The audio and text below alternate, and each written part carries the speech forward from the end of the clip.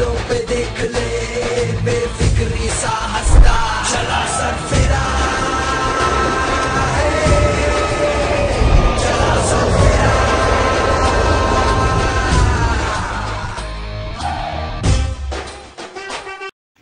नमस्कार मित्रांनो, तुम्ही पाहताय जस्ट एक्सप्लोर महाराष्ट्र। काही दिवसांपूर्वीच अक्षय कुमारचा नवा कोरा चित्रपट सरफिरा याचा ट्रेलर लॉन्च झाला आणि हा चित्रपट येत्या 12 जुलैला सर्वच थिएटरमध्ये रिलीज देखील होणार आहे। या चित्रपटाच्या सुरुवातीला असं सांगण्यात आलं आहे की हा चित्रपट एका सत्य घटनेवर आधारित आहे। मग नक्की सत्य घटना कोणाची आहे आणि काय आहे हेच आजच्या व्हिडिओमध्ये आपण जाणून घेणार आहोत।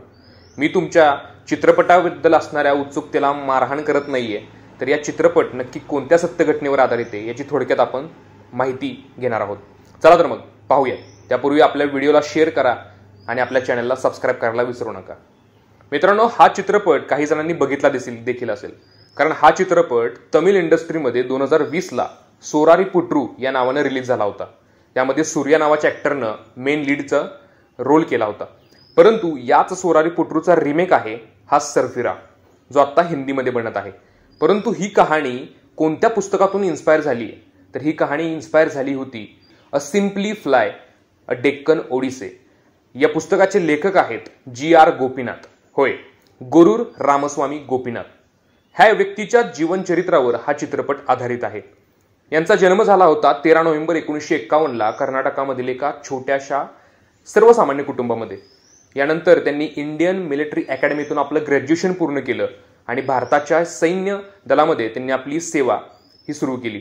त्यानंतर त्यांनी बांगलादेश लिबरेशन वॉर जी 1971 मध्ये झाली होती यामध्ये देखील त्यांनी आपले योगदान दिलं आणि वयाच्या 28व्या वर्षी म्हणजे थोडं लवकरच त्यांची इंडियन आर्मीमधून रिटायरमेंट देखील झाली। मग आता ऐन तारुण्यात आपल्या कुटुंबाची जबाबदारी पडली होती। मग या संघर्षासाठी त्यांनी काही उद्योगधंदे देखील सुरू केले। मग त्यांनी यामध्ये आपल्या डेअरी फार्मिंग असू द्यात किंवा बाईकची डीलरशिप असू द्यात किंवा हॉटेल ओनरशिप असे अनेक बिझनेस केले। परंतु शेवटी ते एक एव्हिएशन एंटरप्रेनर बनले। मग एव्हिएशन एंटरप्रेनर म्हणल्यानंतर त्यांची नजर पडली ही एव्हिएशनवरती। त्यांनी हेरलं की बाबा सर्वसामान्य माणसाला विमानाची तिकीटं परवडत नाहीत, मग सर्वसामान्य माणूस हा प्रवास करणार तरी कसा। म्हणून त्यांच्या डोक्यामध्ये एक सुंदर कल्पना आली, ती म्हणजे सर्वसामान्य लोकांना जर विमानाचा प्रवास करायचा असेल तर विमानांची तिकीट हे आपण त्यांना कमी खर्चात उपलब्ध करून देणं गरजेचं आहे। म्हणून एक साधा एव्हिएशन एंटरप्रेनर असणारे GR गोपीनाथ यांनी ही संकल्पना घेऊन स्वतःची एअरलाईन स्थापन करण्याचा मोठं स्वप्न बघितलं आणि हे स्वप्न त्यांनी सत्यात उतरवलं 2003 ला। त्यांनी एअर डेक्कन नावाची त्यांची भारतातील पहिली लो कॉस्ट एअरलाईन स्थापन केली आणि हे स्थापन केल्यानंतर सुरुवातीच्या काळामध्ये त्यांना भरपूर सक्सेस मिळालं, खूप यशस्वी झाले। परंतु काही काळानंतर अनेक अडचणींना त्यांना सामोरं जावं लागलं। महत्वाची म्हणजे आर्थिक अडचणी। आर्थिक अडचणींना सामोरं गेल्यानंतर मात्र त्यांना एअरलाईन पुढे चालवता येत नव्हती। अशा या संघर्षमय प्रवासातून शेवटी त्यांनी आपली एअरलाईन ही 2007 मध्ये आपल्या भारतातून फरार झालेल्या विजय माल्या यांच्या किंगफिशर एअरलाईनमध्ये मर्ज केली आणि ही होती त्यांच्या एअरलाईनची गोष्ट।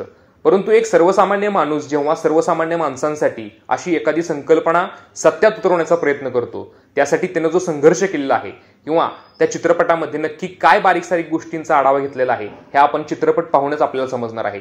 परंतु ही होती या सरफिरा किंवा सोरारी पुट्रू या चित्रपटाच्या मागची सत्य घटना। चित्रपट कसा आहे हे आम्हाला माहित नाही, परंतु ही एका सर्वसामान्य माणसाची सत्य घटना आहे। त्यामुळं 12 जुलैला तुम्हाला ही व्हिडिओ पाहून जर तुम्ही उत्सुक झाला असाल तर 12 जुलैला नक्कीच जाऊन हा चित्रपट तुम्ही चित्रपटगृहात पाहावा। तरीच आपल्या जस्ट एक्सप्लोर महाराष्ट्राला सबस्क्राइब करायला विसरू नका। अशाच महत्त्वाच्या कंटेंटसाठी आणि अशाच इंटरेस्टिंग कंटेंटसाठी आपल्या चॅनलला सबस्क्राइब करा आणि व्हिडिओला शेअर करा। मनपूर्वक धन्यवाद। जय महाराष्ट्र।